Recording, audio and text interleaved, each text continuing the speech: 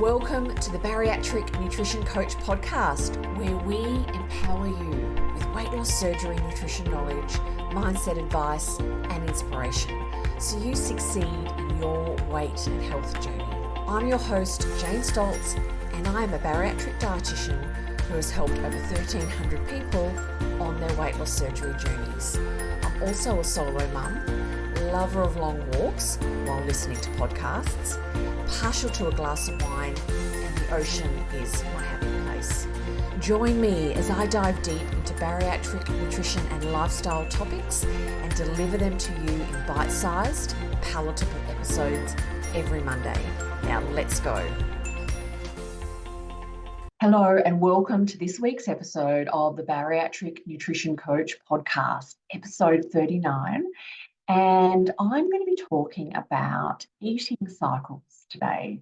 And you might be thinking, what is Jane going to talk about? I don't quite know what she means. So listen up, because I think you're going to find it really interesting. And I'm going to ask you to reflect on which eating cycle do you think you are in at the moment. So with each eating cycle, I'm going to talk about why, what is the driver to start that eating cycle? When do you eat? What do you eat? How do you eat? How much do you eat? And where do you use your energy? So I'm going to break each of the eating cycles down, give examples, and going to ask you at different points to reflect on what do you relate to. And this is about having greater understanding of your eating cycle, your eating patterns, and your eating triggers. So the first eating cycle I want to talk about is called the restrictive eating cycle. And you may know it by another name. It's called being on a diet, basically. So what drives this eating cycle? The why and the driver are rules. Diets have rules. You should do this, you shouldn't do that. And eating this, not eating this, good, bad foods. So rules are what drive this eating cycle. When do you eat according to the rules?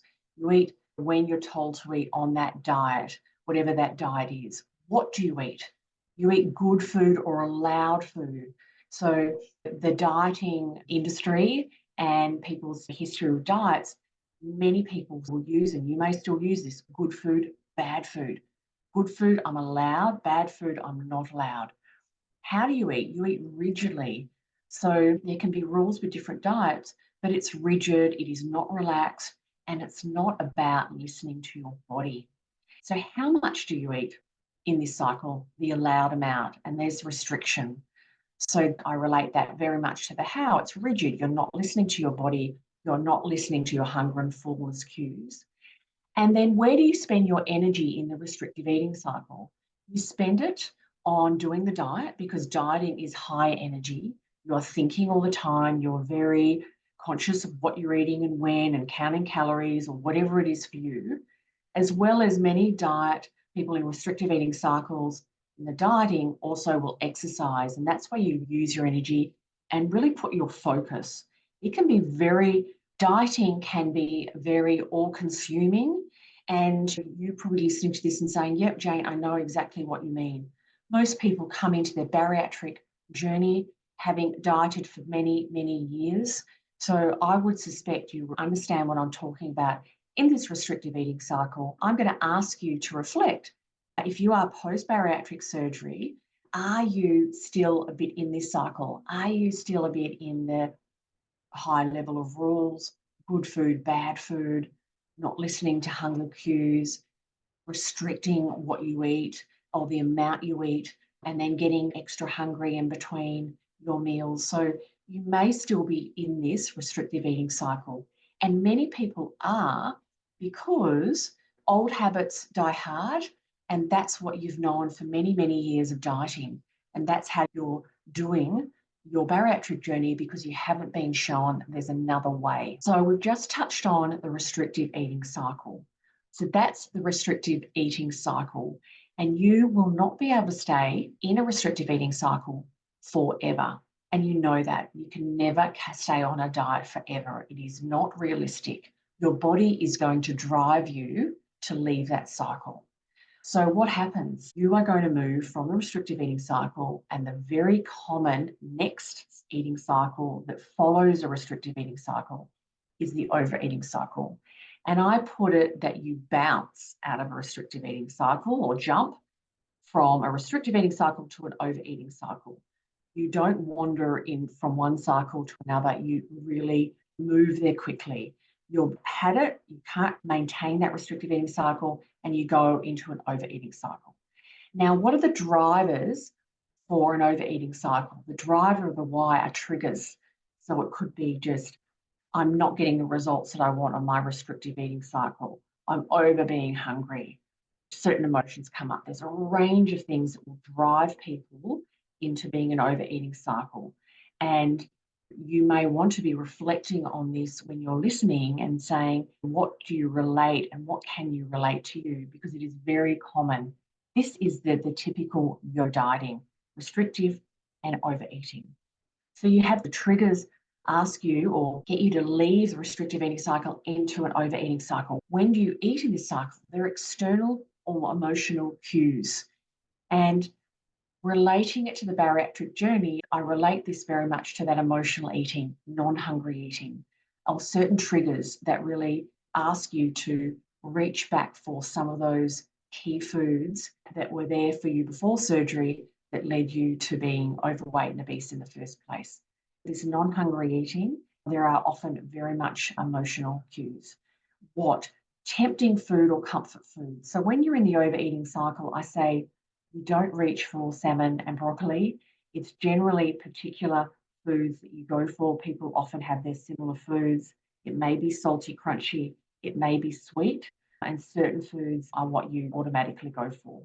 How do you eat when you are in this cycle? Mindlessly, quickly, and often secretly. And that's very common because even though you're being triggered and you're doing this cycle of eating, you're aware that's not really what you want to be doing. So mindlessly, quickly, and secretly, you will eat, people eat, and you may be reflecting on this yourself.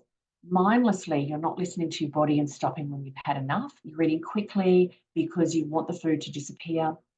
And how much do you eat in this cycle? Until the food is gone, often, or you're uncomfortable. So it's that mindless eating. So where is your energy going in this eating cycle? Your excess fuel is being stored. And so this is the cycle where people will gain weight, okay?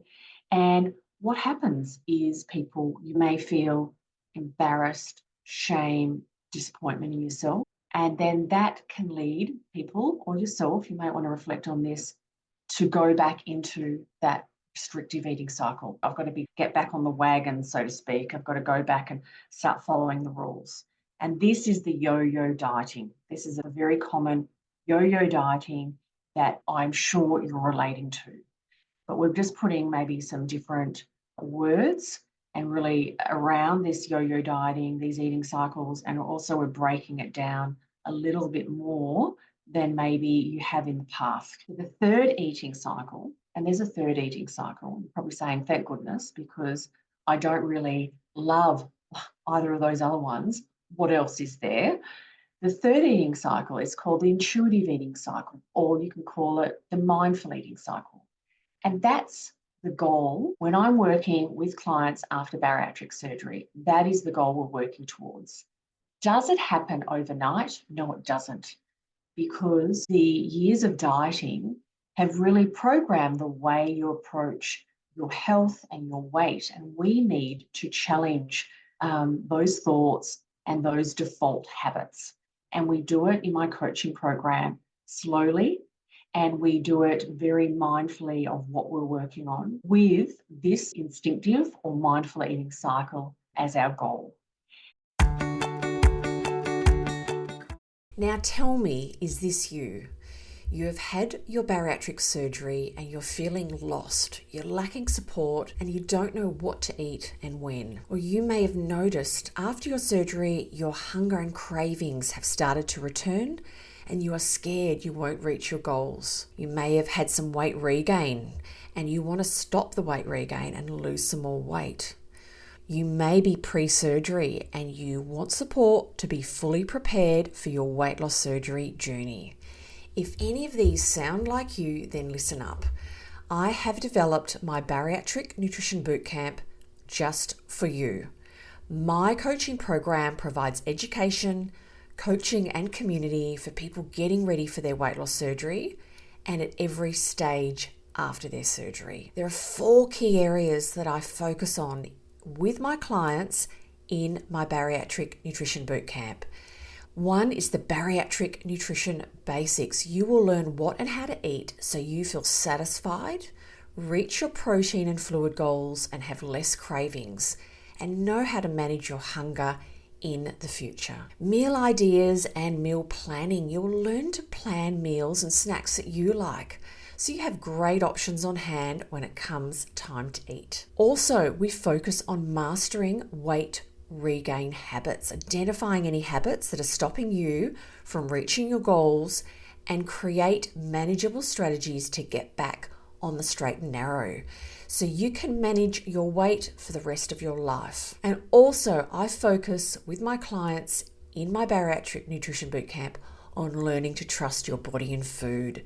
Start to enjoy your food again by relearning to listen to your body cues so you have less guilt and improve your relationship with food and your body. If you are ready to maximize your weight loss surgery results, feel confident in your journey, and be led with support and expert guidance, then the Bariatric Nutrition Bootcamp is for you. If you would like to know more about my coaching program, check out the link in the show notes. Now, let me explain what this looks like. So, why of this eating cycle is fuel. And so, does that mean that you can't have things you enjoy? No, it's not. But we are eating regularly and we're eating in line with your appetite. And yes, in the early to medium days after weight loss surgery, you are not going to be able to tap into and have a necessary clear appetite, easily identified. But that is what we're working towards, because in time, you are going to have more awareness of your hunger and fullness cues. And that is something that I'm very passionate about my clients, even in the early days, starting to listen to their body more, starting to practice mindful eating, because over that first couple of years, there's a lot of change and you're going to get more in touch with your hunger and fullness cues. But in the instinctive eating cycle, it's about eating for fueling your body, giving your body fuel and nourishment. When you're eating when you're hungry, you're eating in line with your hunger and fullness cues. So this is our goal. This is not necessarily the early days after weight loss surgery, but we still bring in aspects of this.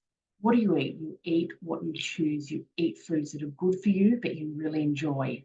I bring this in a lot with clients that start working with me and saying, well, I'm eating this for good protein, but I don't really enjoy it. And I say, we're going to find foods, meals, flavor combinations that you really enjoy that are still going to support your journey. That's so important. Do you need more crunch? Do you need more sweetness? We need to make sure we've got a varied and enjoyable diet, or you're not going to be able to stay in this eating cycle. And it's not about being deprived after bariatric surgery. And if you are feeling in that deprived space, that restrictive space, you are not going to be able to stay there forever. So in the instinctive or mindful eating cycle, how do you eat? You eat intentionally. And if you've listened to some other podcasts and my Instagram and things that I talk about, I talk a lot about intentional eating, small bites, chew well, eat slowly, stop when we're satisfied. Because you know, not too long, you're going to have another meal. And it's okay. You don't have to eat, and we don't want to eat until we're full and uncomfortable. We want to eat until we're satisfied. And that is a really big challenge for many people. And it's nothing to be feel down about or like it's just you. It's very common. Often we're brought up to finish what's on our plate, or there was food scarcity. There's a lot of reasons why we eat until we can't eat anymore. That's what we've been doing for years. And that's what we want to challenge. And we can challenge that and we can learn to stop eating when we're satisfied. And that leads to how much you eat. You're satisfied, you're hungry, you're physically satisfied. And where do you use your energy? You use your energy in living your life, because you're listening to your body and you're getting that rhythm and listening to your body and hunger and fullness cues, and that is helping guiding your intake. And also in this cycle, you've worked through a lot of that non-hungry eating, and you're really good at managing and being aware of your triggers that lead you to non-hungry eating and managing that. And it's not about being perfect. And can you be in an instinctive eating cycle, mindful eating cycle for a period and then kind of leave and go into one of the eating cycles? Yes, how to bring yourself back. And that's what I talk about and I work on with my clients and coach them through that all the time. In my bariatric nutrition bootcamp, I focus with my clients on building healthy habits. I call them weight loss surgery success habits, and they are included in this cycle. And I mentioned some of them: small bites, chew well, eat slowly, not drinking yet on either side of meals, regular meals, listening to the body, plating your food up in a way that helps you prioritize protein. And all of these weight loss success habits are so important. If I'm working with a client from the early days, I start with these from week 3. And no matter after that, when someone starts working with me, we are coming back and working with them on these habits. Is it what you eat after bariatric surgery important? Yes, it is, but also it is how you eat. And the how you eat can really set you up to making it easier to make better choices and prioritizing your protein after bariatric surgery. The habits that get you the best result from your weight loss surgery are the same habits that we want you to be practicing long term to keep your weight loss surgery results. So I just want to recap on 3 eating cycles that I've talked about today. The first one was the restrictive eating cycle. And everyone listening probably does relate to that. You know, it's the dieting, being very rules driven, good food, bad food. The second eating cycle is the overeating cycle. And we all know that as well. It is triggered by emotions, physical, they could be environmental triggers. It can be that your food that you love, that calls your name, so to speak, appears in the tea room at work or gets brought home, or often it is emotional, non-hungry eating. And that is the overeating cycle. But there's the third eating cycle that we are working towards, instinctive eating cycle or mindful eating cycle. Being very mindful about when we eat with compassion. And in this cycle as well, it's about enjoyment, listening to the body, and it's also not about perfection. And I talk a lot about that because you are never going to stay in one eating cycle for the rest of your life. It really is about awareness and knowing the tools and strategies to bringing yourself back into that place, that zone where you want to be.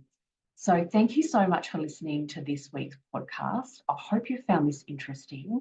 I hope it has asked you to think about things in maybe a slightly different way, or a bit more awareness about where you are and what eating cycle you are and your eating cycle. So thank you so much. I really appreciate your support. I would love you to spend a couple of minutes and rate my podcast or leave me a review. That would be wonderful. I read them all. I so appreciate all the support I've been getting with my podcast. It really helps when there's a review or rating. It really helps people decide whether or not to listen to my podcast. So if you find value, I would love you to do that. Thank you so much, and I look forward to being back in your ears next week. Bye.